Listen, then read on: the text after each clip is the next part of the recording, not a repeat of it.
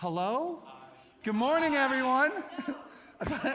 I'm like, wait a minute, this is second service. You guys got to be more lively than first service was. Oliver, here. There you go. All right, let's get this one going on this side. Hi, what's up, Brennan? Okay, Jacob, good morning. All right, so, hey, good morning, everyone. Try it again. Good morning, everyone. Try it again. Good morning, everyone. Good morning. So much better. So much better. Hey, this morning, we're going to start off with a quick little game called Does It Celebrate Graduation Edition? And so what we're going to do basically is you just give me a thumbs up or thumbs down. I'm going to show you graduation traditions from across the world, and you have to decide if you believe they are real or fake. And we'll kind of walk through these. Some of these are kind of fun. Some of them are shocking, and we'll just go through it. So like the first one here, the first one says, graduation ceremonies in Japan usually include a choreographed routine by graduates with singing and marching. If you think that's true, real, put your thumbs up. If you think it's fake, give me a thumbs down. Who thinks it's real? Everybody is voting. This is an easy participation game. David, what do you think? Real or fake? I just read it. Graduation ceremonies in Japan usually include a choreographed routine by graduates with singing and marching. What do you think? Thumbs up, okay. And the right answer is, yeah, that's real. They do that. They really do that. Do you guys do that in your school? Do they? You don't know. Haven't graduated yet. Not a clue. All right, next one. Graduates in Ireland celebrate by giving gifts to family, friends, and faculty that have made an impact in their life. You think that's real, or do you think that's fake? Do they give gifts to their people that impacted them? The correct answer is, no, that's fake. They don't do that. They don't do that. It'd be sick if we did that. You guys could all give me a gift when you graduate, but nobody gives me a gift. That's fine. It's okay. Don't worry about it. Here, graduates in Sweden wear matching. I so want this to be real. Even if it's not, can we just pretend it's real? They wear sailor hats and follow up their ceremony with a citywide parade. Who wants to have a citywide parade wearing sailor hats? You think that's, come on, I want this to be real so bad. Thumbs up or thumbs down. And it is, and the answer, it absolutely real. I think after service today, we should go out in the cafe and we'll just Google this and we'll find videos of it. And it'll probably be the most amazing thing we've ever seen. All right, next. Several high schools in the Philippines dress their graduates in leis as they receive the diploma. Leis are like those flower necklaces, right? Is this real or is this fake? Real, they dress them in leis, or no, you don't think they do? You have a question? Okay, thumbs up. All right, the answer is, yeah, that's real. They do that. They really do that. That one's not so implausible. That one, you look at it and go, yeah, they probably do that. Why wouldn't they?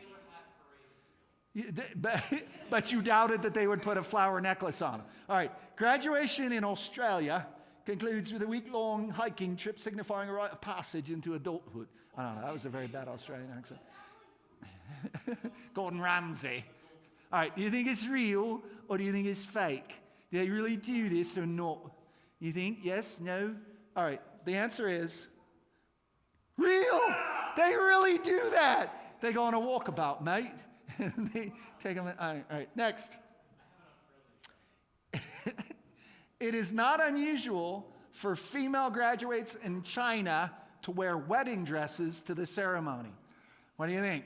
Do females in China wear wedding dresses to their high school graduation? Thumbs up or thumbs down? Show me. What do you think? Thumbs down? Not a lot of people think that's real. Actually, the truth is, the answer is, that is actually real. They do that. Who knows? I don't know. Maybe it's just like, all right, I graduated. I'm available. Who wants to do this? Let's do this today. All right, now, it's weird. That's just weird. All right, some Canadian schools, this one, man, I want this to be real too. I so want this to be real. Some Canadian schools give out diplomas randomly and require graduates to find theirs among their peers before graduating. I don't know. Before we even vote, this just seems like someone's lazy to me. It's like, look, I can't organize all these diplomas. Just throw them out there and let them figure it out. Real or fake? Real or fake? The answer is, this is fake. No, they don't do that. They don't do that. I wish they did, but they don't do that. Next. Graduates in Norway typically spend the last month before graduation celebrating around town wearing red overalls. Why red overalls? I have so many questions. Why overalls? Why red ones? Why not purple ones? Why? In Japan, the wedding dresses are red. Well, that was China. So, are they really? All right, you think it's real or fake? Let me see. People think it's real. The answer is, yeah, that's real. They do that. It's strange. I don't know why they do it. They should wear yellow overalls. Next. Next one. I want this one to be real so bad too. In Argentina, they celebrate their graduates by pelting them with food, like ketchup, flour, and syrup. Hey, congratulations! I want that to be real. I'm afraid it's not. All right, the answer is, it is real! Come on. I think we're gonna institute that as a new Students at the Heights tradition. When you graduate from students, we're just gonna pelt you with all the rotten food from the cafe. Ranch, old muffins. We're just gonna throw it at you. All right, next. Female students in Germany typically wear black dresses with white aprons to their graduation ceremony. What is this, like maid outfits? It's like, you took German? That makes you an expert on all things German? Oh, you learned about it? All right, so do you think, Brennan, the expert on all things German, thinks it's fake. What do you guys say? Is that real or fake? Real or fake? The right answer is? And the answer, it's fake. Yeah, Brennan was right. Brennan's too smart for all of us. He was right again. All right, next one. Graduation in Japan can take place as early as March. They graduate in March. Do you believe that's true or not? True or not? Yeah? The answer is, that's real. Yeah, they do that. They really do. Do we have another one? That's it? That's all of them? Okay. Hey, thanks for playing along. Again, welcome. My name is Matt. I'm the youth pastor here. I'm so glad you chose to join us this morning. If you are new, if this is your first time joining us ever, make sure you fill out a welcome card. If you take it to our cafe, you'll get a small gift and a free drink.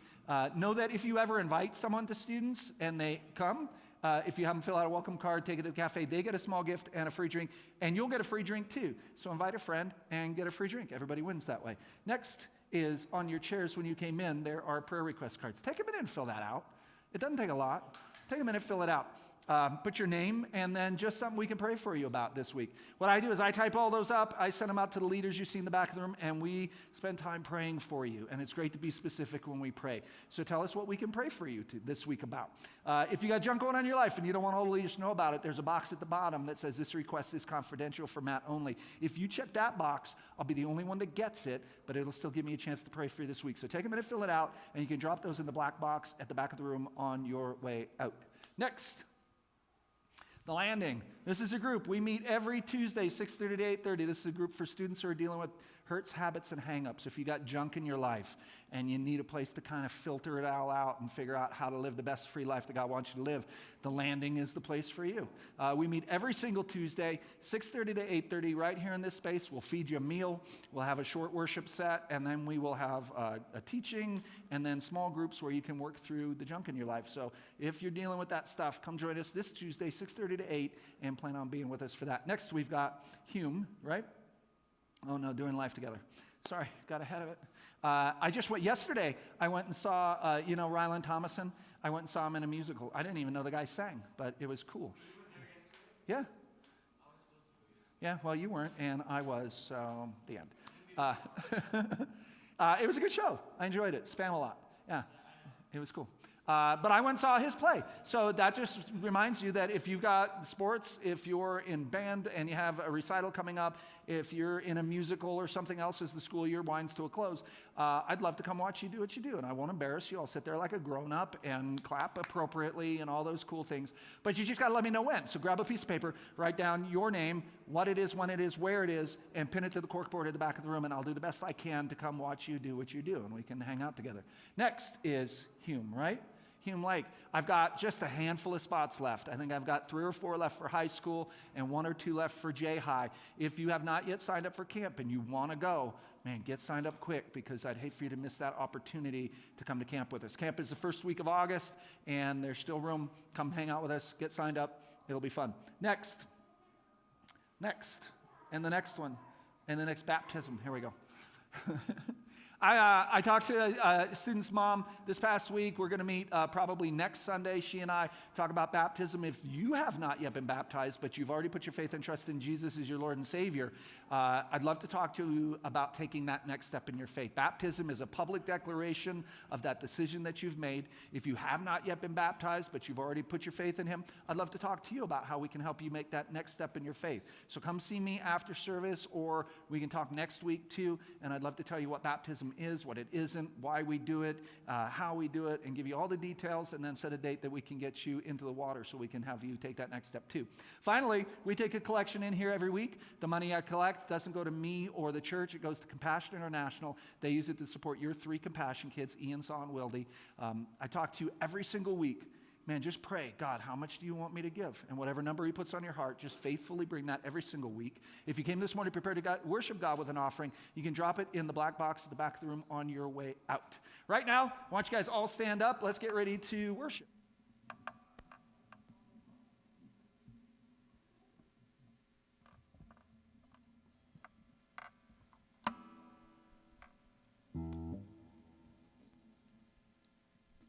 Hello. Okay, there it is. Hi, everyone.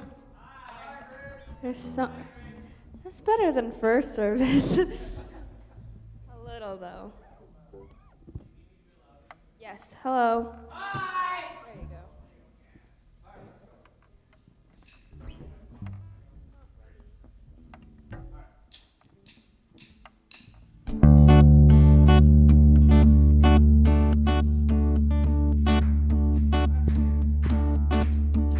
I was buried beneath my shame. Who could carry the kind of weight? It was my turn till I met you. Breathing when I'm alive. All my failures I tried to hide. It was my turn till I met you. You called my name and I ran out of that grave. Out of the darkness into your glorious day. You called my name and I ran out of that grave. Out of the darkness into your glorious day.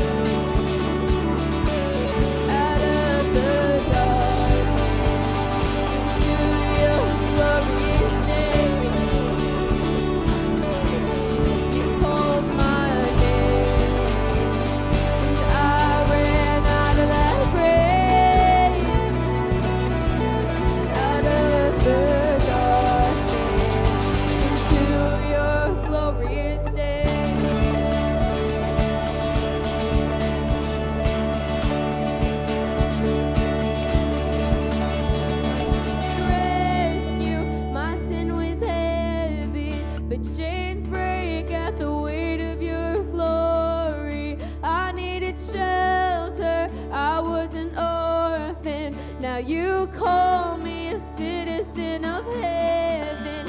When I was broken, you were my healing. Now your love is the air that I'm breathing. I have a future, my eyes are open. 'Cause when you called my name, I ran out of that grave, out of the darkness, into your glorious day. You called my name, and I ran out of that grave, out of the darkness, into your glorious day.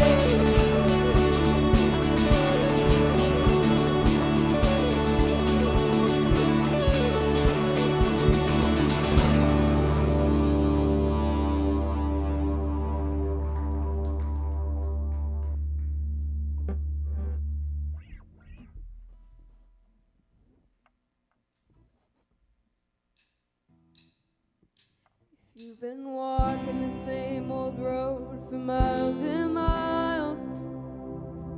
If you've been hearing the same old voice tell the same old lies.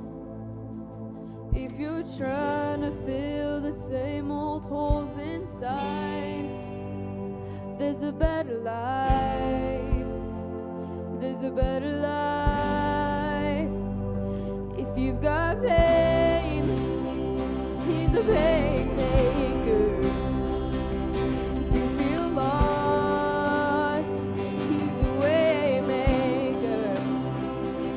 If you need freedom, a saving, he's a prison shaking savior. If you've got chains, he's a chain breaker.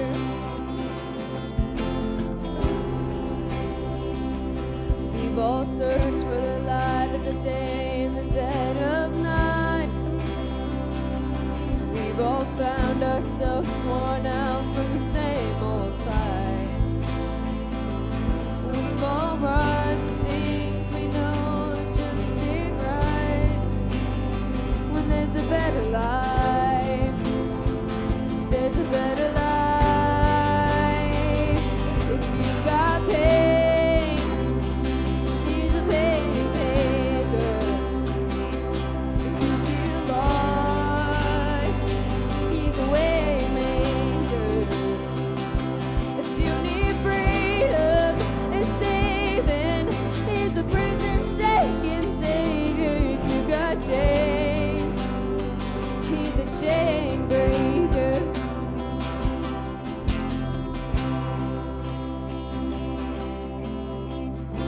If you believe it, if you receive it, if you can feel it, somebody testify.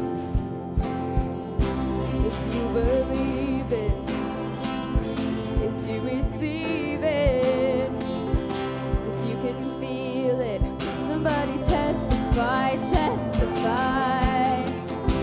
If you believe it, if you receive it, if you can feel it, somebody testify. If you got pain, he's a pain taker. You feel lost, he's a way maker. If you need freedom, a saving, he's a prison shaking savior. If you got chains, he's a chain breaker.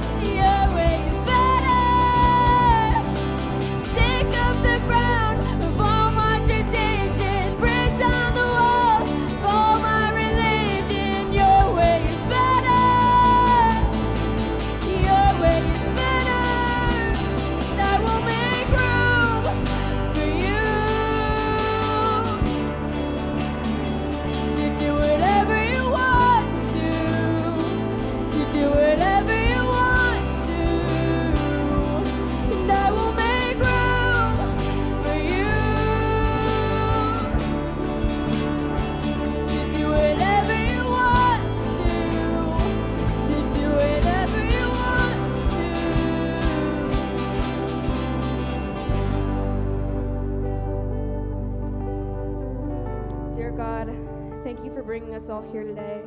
We're so thankful to worship you and get to know you, Lord. We listen to the message and take it in our minds and hearts. We love you so much, and in your name, amen.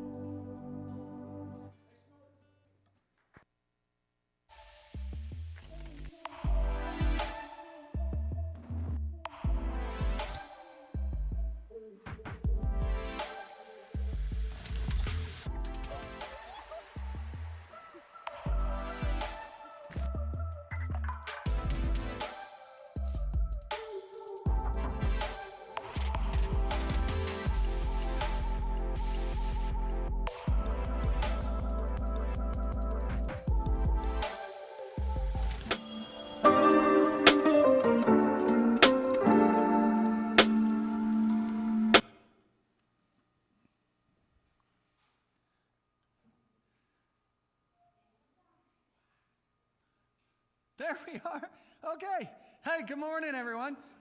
Thank you. Hey, this morning we are starting a new series that I'm calling Only the Young. And I want to start with an agree or disagree. So you give me a thumbs up if you agree, you give me a thumbs down if you disagree. And here's what I want you to agree or disagree with. There is so much possibility, potential, and power at your fingertips when you are young. Do you agree or disagree? Agree or disagree? Thumbs up or thumbs down? Everybody's voting. Everybody votes. Everybody. We'll wait. We'll wait till everybody votes. Okay. I think we can agree, right? I think we agree. Like if you were to just Google, like if you were to go on your browser and you were to Google songs with the word young in the title, you're going to find a ton of older people still trying to be young. Why? Right? Why do people try so hard to still be young? Because there's a power that only the young have. And it might not always feel like this, but the truth is, younger people often have some of the most influential people around. Some of the young people are usually the most influential, right? And just think about the power that only the young people in society have. Specifically, think of music, right? Think of music. Teenagers and young adults influence what music and movies top the charts and win all the awards. People your age, based on what you buy and what you listen to and where you spend your money, right? On top of that, and we're talking about money, consider this. Your generation spends up to $143 trillion a year. Whew, that's a lot of coin. Which means that you have massive influence on the ways that companies are creating, marketing, and selling their products. Because they want to go where the money's at. And your generation spends a lot of money, so they're marketing to young people. Did you know that it was people close to your age participating in sit-ins during the civil rights movement back in the 60s? And teenagers today are advocating to end gun violence in schools and tragedies like we saw a couple days ago in Buffalo. Like there's people your age who are advocating to end gun violence. There was a guy named Louis Braille. When he was 15 years old. Who knows who Louis Braille was? What's he famous for? He created the Braille alphabet, right?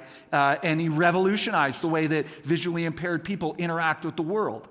Okay, so you probably get the point, right? I'm kind of talking about how young people have changed and influenced the world around them. And the point is, in this phase of life that you're in, it comes with these endless possibilities. There's so many possibilities. You have so much power to influence the way that the world works, to invent tools to make life better for other people and to fight for change in areas where you see injustice happening.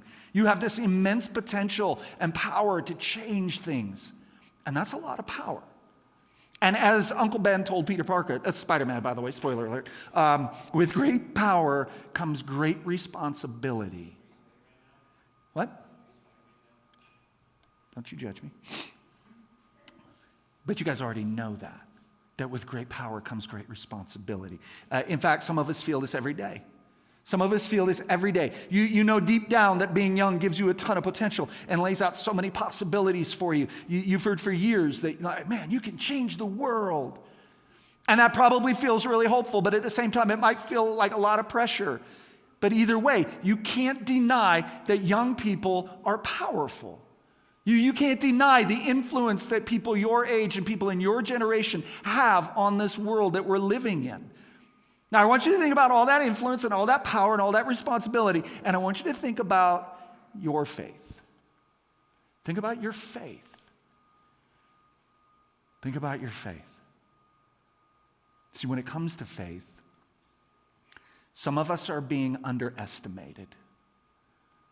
Some of us are being underestimated when it comes to our faith. Isn't it true that sometimes faith doesn't feel filled with power or possibility like the other things your generation gets to be a part of?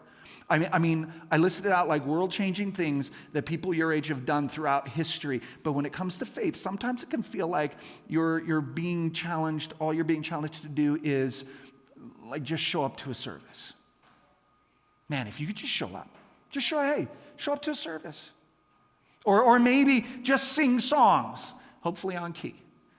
You don't have to be. Or maybe just talk to your friends for a few minutes. Or just repeat that same routine more often than not throughout the 52 weeks of the year. Like we set this incredibly low bar when it comes to faith. It's like, man, if the teenagers in our society, man, if you just show up, come spend an hour with us, sing 3 songs, listen respectfully while a guy like me stands up here and talks, and then maybe share something with your friends and check the boxes that say for 1 hour, once a week, I did these things, and I call that faith. I mean, is that really all there is to it? Is that all that's expected as someone who says they're a follower of Jesus? 1 hour, 1 day, check the box, and then I live the rest of the week the way I want to, even if it's out of line completely with what this religion or this faith says that I should be doing. That if I'm living out being a follower of Jesus, that's all there is. When it comes to the idea of church and what it means to live out a real faith, some of us feel like the low expectation to just show up is underestimating our potential. It's like, I have more potential than that. I can do more than that, right? Some of others, I'm going to speak real words, some others of us in this room might feel a different way. Maybe you've been a follower for a long time and like you've heard the stories and like you know what the expectations are, but you don't feel underestimated. Maybe you feel overwhelmed by pressure when it comes to faith. Here's what I mean. Maybe the pressure to show up feels like a lot to you and you feel guilty when you can't be here. It's like, man, Matt, there's like Sunday mornings and then during the year we have Wednesday nights and then there's activities every month and you want me to come to retreats and you want me to come to camp and like there's always something. And if I can't make every single thing, I feel guilty because I feel like I'm supposed to be there. Bless you. Maybe you feel a lot of pressure just to like follow all the rules, that you don't mess up your reputation as a Christian. It's like, man, if I slip up even just a little bit, like these people around me, they know I'm a Christian, and then they're going to think worse of me, or like my reputation will be ruined forever, and I'll have no influence, and I'll have no authority when I'm speaking to them about things and how they should live their life. Maybe you feel like being a Christian is actually this huge burden instead of something that brings you a ton of joy. And like, I'm carrying this weight and this responsibility, and it feels heavy. Look, even if you're brand new to this whole kind of church thing, you might notice pretty quickly that it's easy to feel one of these two ways, either underestimated or overwhelmed. It's easy to fall into one of those two categories. See, when you're young, every other area of your life can feel so full of possibility and power, but sometimes our ideas of faith can feel so basic. It just feels basic. I'm going to object lesson. Hang on. You guys stay there. I'll be right back. Wait, I want to show you something. Hang on. I'm going off script. Just watch. It's going to be fun. It's going to be good. It's going to be amazing. Okay. All right. It's going to be fine. Okay. All right. Oh, it's so fast. Okay. All right. I made it. It's good. Okay. Object lesson. Okay. You guys know what this is, right? Okay. It's a bike. It's a bike. And I've got two of these, and this one, the tires are pretty good. The other one, the tires are flat. And if you get a flat on a bike, what do?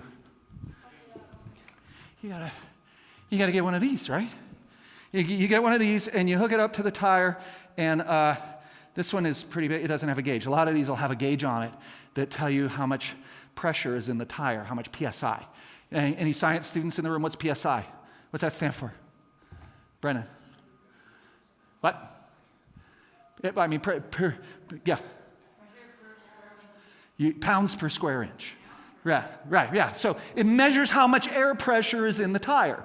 And so here's the thing, right? Like if I roll around on this, because I'm a bigger guy, and sometimes the tires get a little less inflated, and they get a little soft, and it makes it harder to ride because it gets kind of wobbly. You have a bike, right? How many of you guys have a bike, or have ever had a bike, or want to have a bike? You ride your bike, right? If your tires get a little bit underinflated, it makes it harder to pedal, right? It makes it harder to ride. But when your tires are perfectly inflated, based on the manufacturer's recommended PSI, it's on the side of the tire, everything works easier. Everything is better. All right, but what happens? What happens if I put this pump on here and I start pumping that tire up and I exceed the max PSI? What's going to happen to the tire? Yeah, it could explode. It could explode. It could explode. Bad things could happen, right? See, the thing is, you really have to aim for the right amount of pressure in a tire or a football or a basketball, anything that has air pumped into it. The manufacturers, they have determined what the proper PSI is for the maximum efficiency of that item. And if you have a pump with a gauge, you can measure how much pressure is in there. You don't want to put too little in. You don't want to put too much in. You want to get that balance, that right number. And see, the same thing happens in our lives. There's a spiritual point to this. Especially when it comes to our faith. At times, the pressure gauge in our life, connected to our life, it's showing that we can handle more to be truly at our best. Like we're not doing enough. Like we're not taking enough. We're like setting that bar low, and we're just happy and content being a once a week, once an hour Christian. And we're just setting that bar low. It's like we could do more. We could take more. Not more pressure, but more responsibility. More room to own our own faith. More help following Jesus every day. And at other times, the gauge is like way past our max PSI. It feels like if we're given any more rules to follow or any more standards to live up to, like we're just going to explode. My head's just going to pop. Or at least we'll get so worn out by the pressure that it feels like faith just isn't worth it anymore. Like if I have to live up to that expectation, like every single day, like follow all these rules and be the best fucking friend of Jesus. I don't know what word I'm trying to say right now. Like it could just become too much. And a lot of people might just walk away. Like, is Christianity supposed to be a life of pressure being put on us by other people? Or is it something that we can take ownership of, just like young people have done throughout history? And these kids wound up changing the world because they took ownership of something. And they set about to set that bar high, but not so high that it overwhelmed them with the pressure. But they certainly didn't set it low to keep expectations down. Can faith be bigger and better than the basic version that we feel pressure to fit into? Well, there's one person in particular who lived thousands of years ago who could definitely relate to being a young person trying to figure out their faith.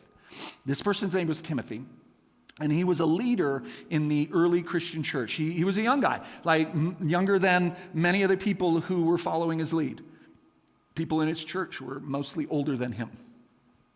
And we don't know a ton of what he thought about life, but given that fact that he was a young guy in a leadership position and helping pioneer the early Christian church, we can assume that he felt power, pressure, and possibility just like all of us do. Now, thankfully, Timothy had an incredible mentor named Paul. And Paul is one of the most influential people who ever lived, and the person who wrote most of the second half of the Bible, most of the New Testament. He wrote it. And there's what's cool about Paul is he actually took time to write words of encouragement and advice to Timothy. And we get to read these letters because they're part of the Bible. They're 1st and 2nd Timothy in the New Testament. And there's one part of the letter that I'd imagine meant so much to Timothy, and it can have a big impact on us today. I want you to check out what Paul wrote to his young friend. Paul wrote, "Do not let anyone look down on you because you are young, but set an example for the believers in speech, in conduct, in love, in faith, and in purity." Now, here's what I want you to do. I want you to, in your mind, put yourself in young Timothy's shoes, right?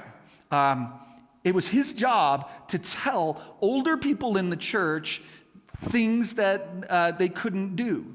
It was his job to tell people with much more life experience with what choices were wise and what choices weren't. Oh, and imagine the expectations people had of Timothy, right? Not only was he in charge of like helping guide them spiritually and telling them what they should and shouldn't do, even though they were older than him. Here's these people who were watching. I imagine they're like watching his every move, right? Just waiting for him to prove that he was too young for this leadership role that he was in.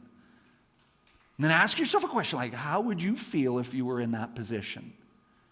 Like you were given this task, you're in this leadership role, and you're leading people who are older than you, and you knew that they were probably just waiting for you to slip, to make a mistake. And Paul, he's like the top dog leader of the day. He writes to Timothy and he basically says, hey, don't let other people expect less of you. Don't let other people look down on you. Don't let anyone set the bar too low for your life. Instead, Paul tells Timothy to be an example for other people, to lead the way in all sorts of important areas. He says, set the bar high for yourself. Paul saw the potential and the power in young Timothy and in the example that he could be. Paul told Timothy to set an example in the way he talked, the way he behaved, the way he trusted God, and in living with healthy boundaries. And all of these examples had something in common. They show us that Paul saw something in Timothy. And in his second letter to him, he explains a bit of what he saw.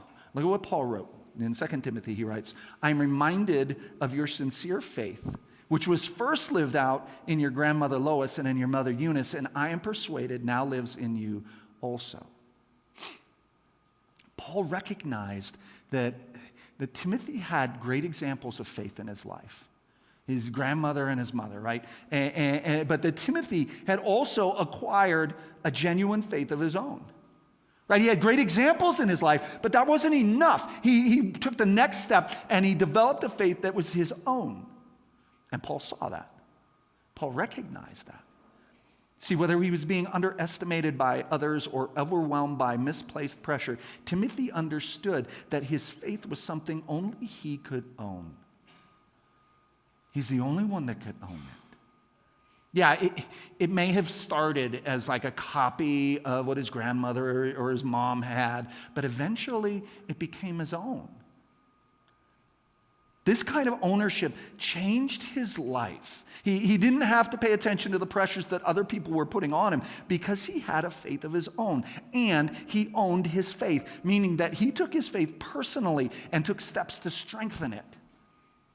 And this can be your story too. Look, I've talked in here multiple times, and I'll continue to tell you guys this, right? You have to develop a faith that's your own. Grandma's faith can't save you.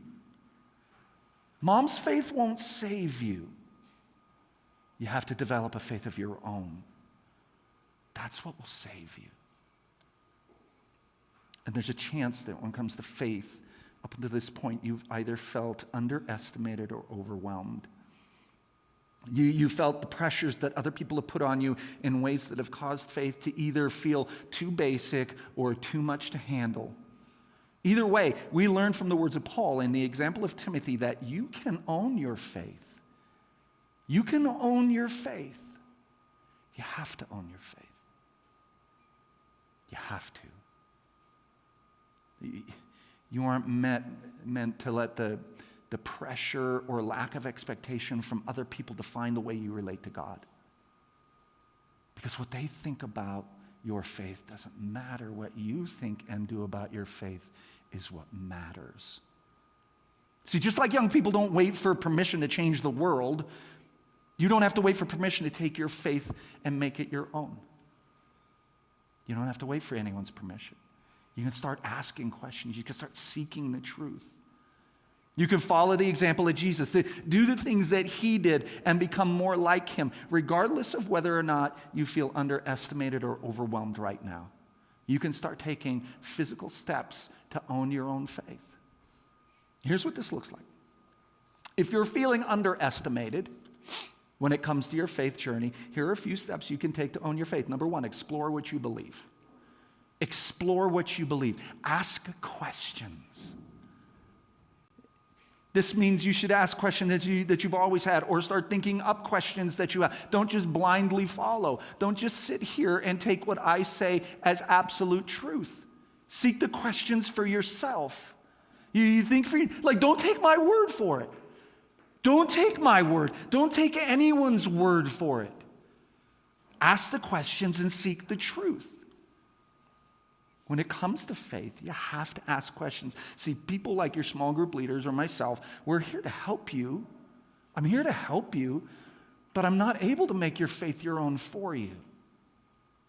You have to wrestle with this. You have to ask the questions. You have to get into the Word and see what it says. Because it's not just what I read in the Word. It has to be what you know, what you believe. Seek the truth. Second thing you have to do is make it an everyday faith. Right? I'm glad you're here. Don't get me wrong. I'm glad you showed up this morning. Spend an hour with me so we can stand here and talk. We can catch up about how your week's going and how school's coming along and what your plans for the summer are. Those are all great. Look forward to having you at summer camp and Wednesdays at the park and all these things we've got planned. I love you guys coming around, but it's got to be more. And not because I say it has to be more. It's got to be more because you want it to be more. You should make your faith an everyday faith. And here's what I mean. It's easy to get in the habit of having like this Sunday faith only, right? We've all done this. I did this when I was a teenager. You show up on Sunday, sing 3 songs, you listen to a guy talk, you roll on out of here and live the rest of your week exactly the way you want to, regardless of if it's in line with what you think and say you believe. And Sunday comes around and you repeat the process. You have to make it an everyday thing. Like, we know we're supposed to show up here. We know we're supposed to sing the songs and go through these motions, but a lot of us, that's it. That's all we do. See, this is a great part of your faith journey, but it's not meant to be the only part. That can't be the only part. If you're just showing up on Sunday only, I don't know if you own your faith. It's got to be an everyday thing. You have to want it to be an everyday thing. See, every day we get the chance to set an example for other people in how we talk, in the way that we act, and in how we connect with God. And maybe your start to an everyday faith could look like spending time with God daily. What does that look like? Maybe it could be spending time praying. Maybe just opening the Word. Maybe doing a devotional out of the Bible app. Maybe hanging out with a friend and going through a weekly devotional. Just finding time, whatever that looks like in your day and your schedule, to spend time with God every single day. Who's got a best friend? Anybody got a best friend? Most people got best friend. How did that best friend become your best friend? Somebody. You punched him? Okay. That's violent. We're in church. How did your best friend become your best friend? You talk a lot. Do you spend time? You spend time hanging out? You do things together? You go places together. Maybe that's school, maybe that's sports teams, whatever it is. You spend time together. That's how you become best friends. You have something in common, and you hang out, and you talk, and you live life together. How can you expect to have a faith of your own if you don't spend time with God? How can you expect to feel connected in a real way with God if you never spend time with Him? If you check a box once a week, you got to spend time with Him every day. And whatever that looks like for you, it's your life, praying or reading the Bible or whatever. Find a way to connect with God every single day and spend time with Him. And the third thing is invite other people in. Explore with other people. Ask your small group leader here for resources or me to help you grow in your relationship with Jesus. You can ask us your questions too, right? I may not have all the answers, and I guarantee you I won't have all the answers. I'll have a lot, but I won't have all of them. But when I don't have the answer, I promise you that we will work through it together to find the answer. I don't want you to be afraid to ask me questions, honestly. Because I remember when I was a kid in youth group, I'd sit in there and I go, man, I got all these questions, but I don't want to ask because I don't want to look stupid. Like all these kids are so churchy and I'm sure they know all the answers and I'm probably the only one that doesn't know. You're not the only one. And you can ask. I'm not going to judge you for your questions. I'd rather you honestly ask a question, seeking to know the truth, than to sit there quietly and not own your faith, using it as excuse just to keep arm's length from God because, man, I'm not that churchy. I'm just not that kind of guy or girl. I don't know all these things that all these other kids do. Ask a question and we will help you. You got to go on the journey to build a faith of your own, not one that's just based off what older people in your life believe. Mom's faith can't save you. Grandma's faith won't save you. Brendan, it's got to be your own faith that saves you. And you got to check your pressure. Periodically, we got to check our pressure, right? We got to be self-assess. Like, am I underestimating what I can do in my walk of faith?